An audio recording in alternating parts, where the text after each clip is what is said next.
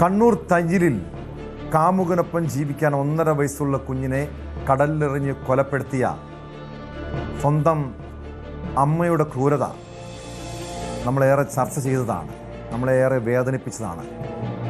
5 വർഷം മുൻപാണ് തയ്യിലിൽ 1.5 വയസ്സുള്ള കുഞ്ഞിനെ അമ്മ കടലിലെറിഞ്ഞ് കൊലപ്പെടുത്തിയത്. ആ കേസിൽ 1-ാം പ്രതിയായ അമ്മ ശരണ്യ കുറ്റക്കാരി എന്ന് കോടതി വിധിച്ചിരിക്കുന്നു. 2-ാം പ്രതിയും ശരണ്യയുടെ കാമുകനുമായിരുന്ന നിധിനെ വെറുതെ വിട്ടു. ഗൂഢാലോചന, കുറ്റകൃത്യം ചെയ്യാനുള്ള സഹായം, പ്രേരണ എന്നീ കുറ്റങ്ങൾ തെളിയിക്കാനായില്ലെന്ന് കണ്ടെത്തിയാണ് കാമുകനെ വെറുതെ വിട്ടത്.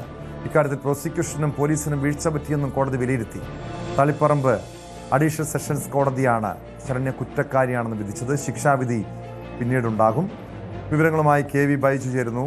ബൈജു, മനുഷ്യ മനസാക്ഷിയേറെ നൊമ്പരപ്പെടുത്തിയ, ഞെട്ടിപ്പിച്ചൊരു വാർത്തയായിരുന്നു സ്വന്തം കുഞ്ഞിനെ അമ്മ കടലിലെറിഞ്ഞ് കൊലപ്പെടുത്തിയ ക്രൂരത. 2020 സംഭവം ഉണ്ടാകുന്നത്.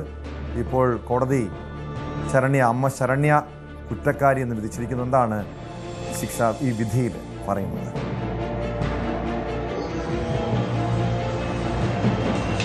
ടോമെ, സമൂഹ മനസാക്ഷിയെ ഞെട്ടിച്ച, ഒരുപക്ഷെ അമ്മമാർക്കൊന്നും താങ്ങാനോ കേൾക്കാനോ കഴിയാത്ത രീതിയിലുള്ള ഒരു കൊലപാതകം. 1.5 വയസ്സ് മാത്രം പ്രായമുള്ള ഒരു കുഞ്ഞിനെ കടലിൽ പാറക്കെട്ടുകളിലേക്ക് എറിഞ്ഞു കൊല്ലുന്നു. നമുക്ക് കേൾക്കുമ്പോൾ തന്നെ അത്രത്തോളം വിഷമകരം എന്ന് പറയാം. അത്ര നീചമായൊരു കൊലപാതകം ചെയ്ത ശരണ്യ എന്ന് പറയുന്ന ഈ സ്ത്രീക്ക് കുറ്റക്കാരാണെന്ന് ഏതായാലും കോടതി കണ്ടെത്തിയിട്ടുണ്ട്. ഇതിൽ കാമുകനായ നിതിനെ ഇതിന് തെളിവുകൾ കണ്ടെത്താനായില്ല എന്നതുകൊണ്ട് തന്നെ വെറുതെ വിടുന്ന സാഹചര്യം ഉണ്ടായിട്ടുണ്ട്. ഈ കേസിലേക്ക് വന്നാൽ 2020 ഫെബ്രുവരി 17 പുലർച്ചെ 2:45 തയ്യൽ കടപ്പുറത്ത് ഈ സംഭവം നടക്കുന്നത്. അതായത് ഈ സംഭവം നടന്ന് 5 വർഷം കഴിഞ്ഞാണ് ഇപ്പോൾ ഈ കേസിൽ ഈ പ്രതി കുറ്റക്കാരിയെന്ന് കണ്ടെത്തിയിരിക്കുന്നത്. ഇതിൽ പ്രോസിക്യൂഷന്റെ ഭാഗത്ത് നിന്ന് വലിയ വീഴ്ച വന്നിട്ടുണ്ടെന്ന് കോടതി ചൂണ്ടിക്കാട്ടിയിട്ടുണ്ട്. പ്രത്യേകിച്ച് ഈ ഗൂഢാലോചനയൊക്കെ തെളിയിക്കുന്ന കാര്യത്തിലും അതുപോലെ തന്നെ ഈ ശരണ്യയുടെ കാര്യത്തിലും പല തെളിവുകളും അലസമായാണ് പോലീസും അതുപോലെ തന്നെ പ്രോസിക്യൂഷനും വലിയ വിമർശനവും ഇന്ന് കോടതി ഉന്നയിക്കുന്ന സാഹചര്യം ഉണ്ടായിട്ടുണ്ട്. ഏതായാലും ബുധനാഴ്ചയാണ് ഇതിൽ ശിക്ഷാവിധി ഉണ്ടാകുക. പരമാവധി ശിക്ഷയായ വധശിക്ഷ തന്നെ നൽകണമെന്നാണ് പ്രോസിക്യൂഷൻ ബാധിച്ചത്. ആ വധശിക്ഷ ഇവർക്ക് കിട്ടുമോ? അതാണ് ഇനി ഏറ്റവും വലിയ ചോദ്യം. എന്തായാലും ഈ ഭർത്താവിനെ കേസിൽ കൊടുക്കുന്നതിനോടൊപ്പം കാമുകനൊപ്പം ജീവിക്കുക, ഇതായിരുന്നു ഈ ലക്ഷ്യം. ഈ ഒരു കൊലപാതകത്തിന്റെ മെയിൻ പ്രധാനപ്പെട്ട ലക്ഷ്യം. ഭർത്താവ് പ്രണവ് അകന്നു കഴിയുകയായിരുന്നു. ഇയാളെ അന്ന് രാത്രി 2020 ഫെബ്രുവരി 16 രാത്രി വീട്ടിലേക്ക് വിളിച്ചു വരുത്തുന്നു. ഈ കുഞ്ഞ് വിയാൻ എന്ന് പറയുന്ന കുഞ്ഞ് ഈ ഭർത്താവിന്റെ കൂടെ കിടക്കുകയായിരുന്നു. പുലർച്ചെ 2:45 കൂടിയാണ് ഈ കുഞ്ഞിനെ എടുത്ത് കടപ്പുറത്തേക്ക് കൊണ്ടുപോകുന്നതും കടലിലെറിയുന്നതും. പക്ഷേ കുഞ്ഞ് മരിക്കുന്നില്ല, കുഞ്ഞു കരയുന്നു. കരയുന്ന ശബ്ദം കേട്ട് വീണ്ടും അവിടെ എത്തിയ കുഞ്ഞിനെ വലിയ പാറക്കെട്ടുകളിലെ എറിഞ്ഞ് കൊലപ്പെടുത്തുന്നു. അതായത് മരണം ഉറപ്പ് ആയതിനു ശേഷം ഇവർ വീട്ടിലേക്ക് ഒന്നും അറിയാത്ത പോലെ തിരിച്ചു വരുന്നു. ഈ കൊലപാതകം ഭർത്താവായ പ്രണവിന്റെ തലയിൽ കെട്ടിവെക്കാനായിരുന്നു ഇവരുടെ ശ്രമം. അങ്ങനെ ഭർത്താവിനെ കൊടുക്കുകയും അതോടൊപ്പം കാമുകനൊപ്പം ജീവിക്കുകയും, ഇതായിരുന്നു ഇവരുടെ ഒരു മോട്ടീവ് എന്ന് പറയുന്നത്. അതാണ് പോലീസ് അന്വേഷണത്തിൽ കണ്ടെത്തിയത്. പക്ഷേ ഈ കാമുകനായ നിതിൻ രാജിനെ കോടതി തെളിവുകളുടെ അഭാവത്തിൽ വെറുതെ വിടുന്ന സാഹചര്യം ഉണ്ടായിട്ടുണ്ട്. ഇതിൽ ഒരു പ്രതി മാത്രമാണുള്ളത്, ഈ ശരണ്യ എന്ന് പറയുന്ന ഈ സ്ത്രീ. അതായത് ഇവരുടെ സാരിയിലുണ്ടായിരുന്ന ഉപ്പുവെള്ളം, അതാണ് ഇതിൽ നിർണായകമായ ഒരു തെളിവായി മാറിയത്. ഇതിൽ ദൃക്സാക്ഷികളില്ലാത്ത ഒരു കേസാണ്, ദൃക്സാക്ഷികൾ ആരും ഇല്ലാത്ത കേസാണ്. ശാസ്ത്രീയമായ തെളിവുകളുടെ അടിസ്ഥാനത്തിലാണ് ഇതിൽ ഇങ്ങനെ ഒരു കുറ്റക്കാരാണെന്ന് പോലും കണ്ടെത്താൻ ഇപ്പോൾ പോലീസിന് പ്രോസിക്യൂഷന് സാധിച്ചിട്ടുള്ളത്.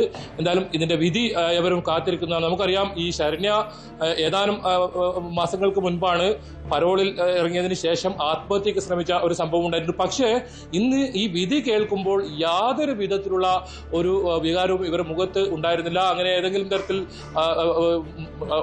ഭയപ്പെടുന്ന രീതിയിൽ അല്ലെങ്കിൽ അങ്ങനെ ഒന്നുമില്ലാതെ വളരെ നിസ്സാരമായാണ് ഇവർ രണ്ടുപേരും ഈ വിധി കേട്ടതെന്നാണ് അതിൽ ഏറ്റവും പ്രധാനം. എന്തായാലും ഈ കേസിൽ ഇവർക്ക് എന്താണ് ഇനി ശിക്ഷ കൊടുക്കുന്നത്? അതാണ് സ്വന്തം കുഞ്ഞിനെ കൊലപ്പെടുത്തിയതിന്റെ യാതൊരു കുറ്റബോധവും ഇല്ലാത്ത ഒരു യുവതി. പക്ഷെ ഇവിടെ ഏറെ ദൗർഭാഗ്യകരമായ കാര്യം, ഈ ഒരു കേസിൽ കൂട്ടുപ്രതിയായിരുന്ന കാമുകനെ കോടതി വെറുതെ വിട്ടതാണ്. അവിടെ പ്രോസിക്യൂഷൻ്റെയും അതോടൊപ്പം പോലീസിൻ്റെയും ഭാഗത്ത് വീഴ്ച ഉണ്ടായിട്ടുള്ളതായി കോടതി ചൂണ്ടിക്കാണിക്കുന്നുണ്ട്. ഏത് സാഹചര്യത്തിലാണ് ഇയാളെ കുറ്റവിമുക്തനാക്കിയത്? എന്താണ് ഈ കേസുമായി ബന്ധപ്പെട്ടത്? അതായത് ഗൂഢാലോചന അടക്കം തെളിയിക്കാൻ കഴിഞ്ഞില്ല, അതാണോ പ്രധാനമായും തിരിച്ചടിയായത്? അങ്ങനെയെങ്കിൽ പ്രത്യേകിച്ചും ഈ കാമുകനെ യുവാവിനെ വെറുതെ വിട്ട പശ്ചാത്തലത്തിൽ പ്രോസിക്യൂഷൻ്റെ നിലപാട് എന്തായിരിക്കും? ഇതിനെതിരെ ഇനി അപ്പീൽ നൽകാനുള്ള സാധ്യതയുണ്ടോ?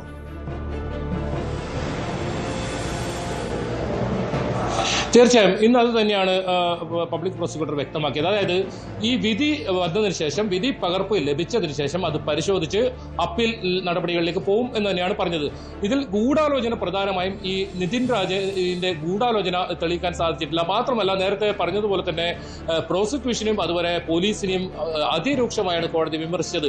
ഇതിൽ പല തെളിവുകളും അത്തരത്തിൽ പോലീസിന് ഹാജരാക്കാൻ സാധിച്ചിട്ടില്ല. മാത്രമല്ല, വളരെ ലാഘവത്തോടുകൂടി പല കാര്യങ്ങളും ഈ കേസിൽ കൈകാര്യം ചെയ്തു. അത് പബ്ലിക് പ്രോസിക്യൂഷൻ ഉൾപ്പെടെയാണ് കോടതി അങ്ങനെ ചൂണ്ടിക്കാട്ടിയത്. ഏതായാലും ഇത് വിധി പ്രസ്താവിച്ചതിന് ശേഷം അതിന്റെ വിധി പകർപ്പ് ലഭിച്ചാൽ മാത്രമേ ഏത് കാരണത്താലാണ് അങ്ങനെ ഒരു ഈ വെറുതെ വിടാനിടയായ സാഹചര്യം അതൊക്കെ വ്യക്തമാവൂ. എന്തായാലും ഈ നിതിന്റെ രാജിനെ വെറുതെ വിട്ടിട്ടുണ്ട്. ഒപ്പം ഇനി ഈ ഏറ്റവും പ്രധാനം ഈ ശരണ്യക്ക് ഇനി എത്ര ശിക്ഷ കൊടുക്കും എന്നതാണ്. ഇനി വധശിക്ഷ, പരമാവധി ശിക്ഷയായ വധശിക്ഷ തന്നെ നൽകണമെന്നാണ് പ്രോസിക്യൂഷൻ വാദിച്ചത്. അത്രത്തോളം സമൂഹത്തിൽ ഒരു സന്ദേശം ഇതിന് കൊടുക്കേണ്ടതുണ്ട്. കാരണം ഒരമ്മ പോലും മക്കളോട് ചെയ്യാത്ത അല്ലെങ്കിൽ ചെയ്യാൻ പാടില്ലാത്ത ഒരു ക്രൂരതയാണ് ചെയ്തത്. അങ്ങനെ ഒരു 1.5 വയസ്സ് മാത്രം പ്രായമുള്ള ഒരു കുഞ്ഞിനെ ഇത്തരത്തിൽ കൊലപ്പെടുത്തുന്നു. കൊലപ്പെടുത്തിയതിനു ശേഷം ഒരു തരത്തിലുള്ള വികാരവും ഇല്ലാതെ തന്നെ അവർ ഭർത്താവിന്റെ തലയിലേക്ക് ഈ കുറ്റം ചുമത്താൻ ശ്രമിക്കുന്നു. അങ്ങനെ കാമുകനൊപ്പം ജീവിക്കാൻ ആഗ്രഹിക്കുന്ന ഒരു സ്ത്രീ, ആ സ്ത്രീക്ക് ഇനി എന്ത് ശിക്ഷ കൊടുക്കും എന്നതാണ് ഏറ്റവും പ്രധാനം. അത് ഇനി ബുധനാഴ്ച രാവിലെ തന്നെ 11 മണിയോടുകൂടി തന്നെ ഈ കേസെടുക്കും. ഇനി അതിൽ ശിക്ഷാവിധിന്മേലുള്ളൊരു വാദം നടക്കാനുണ്ട്. ഒരു പക്ഷേ വാദങ്ങൾ പൂർത്തിയായി ഉച്ചയ്ക്ക് ശേഷമായിരിക്കും അതിന്റെ വിധി പറയുക. എന്തായാലും ഇതിന്റെ വിധി പകർപ്പ് കിട്ടിയതിന് ശേഷം നിതിൻ രാജിനെ വെറുതെ വിട്ടത് ഉൾപ്പെടെ ഇനി ഈ മറ്റ് ശിക്ഷ, ശരണ്യക്ക് നൽകുന്ന ശിക്ഷയും നോക്കി അപ്പീലിന് പോകുന്ന ഉൾപ്പെടെയുള്ള നടപടികളിലേക്ക് കടക്കും തന്നെ ഇന്ന് തന്നെ പ്രോസിക്യൂഷൻ ഭാഗത്തു നിന്നും വ്യക്തമാക്കിയിട്ടുണ്ട്. അത്തരം നടപടികളിലേക്ക് കടക്കും. അതിന് ഈ വിധി പകർപ്പ് വന്നതിന് ശേഷം മാത്രമേ അത്തരം കാര്യങ്ങളിൽ കടക്കാൻ സാധിക്കൂ. ഏറ്റവും പ്രധാനം ശരണ്യക്ക് ഇനി എന്ത് ശിക്ഷ നൽകുന്നു എന്നത് തന്നെയാണ്.